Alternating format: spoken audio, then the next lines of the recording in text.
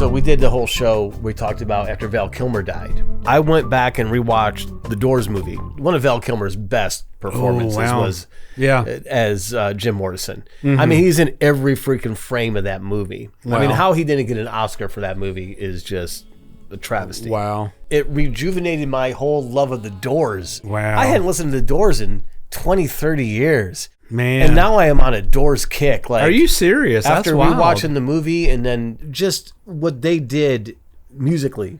Mainly Manzarek. In such a short period of time, too. Oh, yeah. I can't help but think when you think about guys like Jim Morrison, Jimi Hendrix, the dude from Sublime. Yep. There are so many guys that had a short career, and you wonder what would have happened. Where would they have been? Randy Rhoads, where would they have been if they had been given even 5 more years of life, 10 more years of life? These other guys pretty much self-induced, Yeah. But Randy Rhoads being taken out with a Randy helicopter or plane crash. Randy Rhoads got a shit deal. Raw man. deal. That was just rude. He didn't want to be on that plane. He didn't need to be on that plane. It was a joyride. It was like a exactly. Speaking of Morrison, have you seen that documentary that says he's janitor in Syracuse? Yeah, I did. I'm not saying I believe that, but no, I did see that. Yeah. One fan thinks the counterculture icon is alive and well. Finn speculates that Morrison faked his death and assumed the identity of a maintenance man named Frank living in Syracuse. Even the guy said, "He's no, I'm not. I'm not Jim Morrison." Well, another one is Lynyrd Skynyrd. I mean, come on, man. Yeah. They were cut short. I mean, they some of them carried on, but that original band, if you look at the kick-ass songs that they put out in the years they were together, I'm like, come on, man. Give them 10 more years. I can't even imagine what might have come out of them. You look at these guys in the 60s, 70s, 80s, and 90s, up through Nirvana, that will live forever. Absolutely. I mean, listen Sweet to Home Alabama, Simple Man. I was about to say, listen to Simple Man, and you're dude. Led Zeppelin. Look at Led Zeppelin. Blown. Like Stairway to Heaven.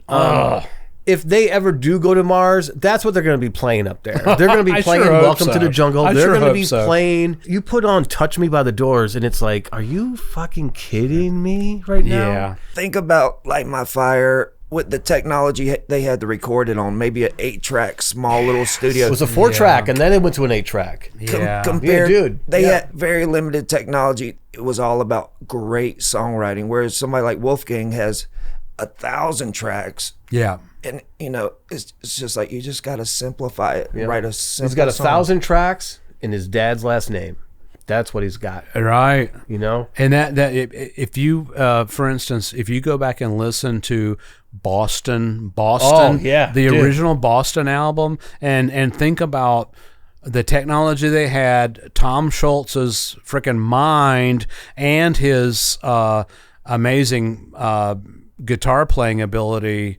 The whole band, I mean, that whole album to me today still stands up. What a great freaking tune. Yeah, and the highs and the lows, in other words, the mood changes in this song are phenomenal. So Boston's more than a feeling. When the jam comes in, the distorted guitar, it smells like Teen Spirit. Same riff, same everything. Let it play and just play a second. I'm not saying Kurt ripped it off, but if somebody told me he did, I would believe it because it's exactly the same. That's interesting. I never thought about that. You can hear it right there in the background. Yeah, you can't unhear it.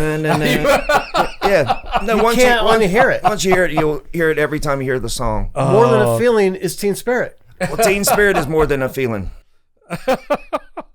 Which came first?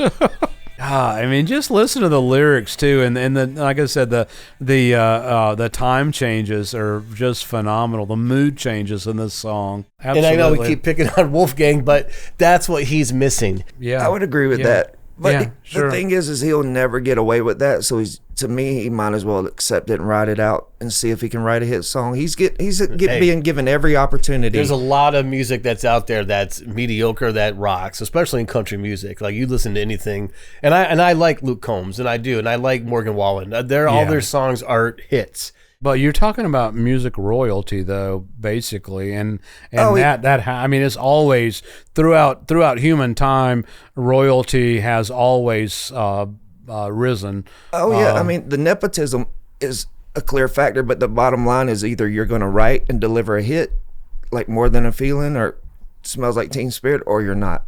But he's a crazy talented guy. I mean, not hating on him at all as his talent, but songwriting is a different animal. Okay, here's a mashup.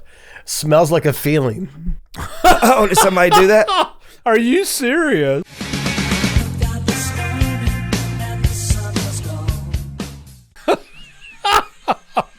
Same thing.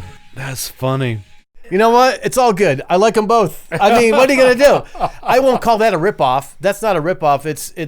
There's only so many chords. It's an influence. Yeah. Yeah. But here's the thing. I think I've ruined More Than a Feeling for you because you will never hear it without hearing Nirvana. You're exactly right. Yeah. But you'll never hear it again. I say it because selfishly I like both those songs. Yeah. Now, if that was one of the bands I didn't like, I'd say they totally ripped it off. But I like them both. When we were talking earlier, you were talking about music producers know the exact note. I like it. Oh, there's a formula, and that followed the formula. Yeah. I think it was Butch Vig or whoever produced that first Nirvana record. I'm not saying it's a ripoff like you said, but it's the same chords and the same pattern. It's just played just a little differently. Dude, another killer, I mean, just a fucking banger from like 1982 is this one here. Journey. That dude right there had a voice too. Good Lord. Yeah, Steve Perry was... Did you ever hear one of the best rock voices ever, right? Absolutely. Steve Perry is... When you, like, we were talking about David Lee Roth being an entertainer, not a singer. Steve Perry was a singer. Not an entertainer. I mean, he could entertain. He did good shows, but he wasn't like, David Lee Roth. Well, you were entertained because he sang so well, and you were there to watch him do the songs live, so they're coming out of his throat, it's good.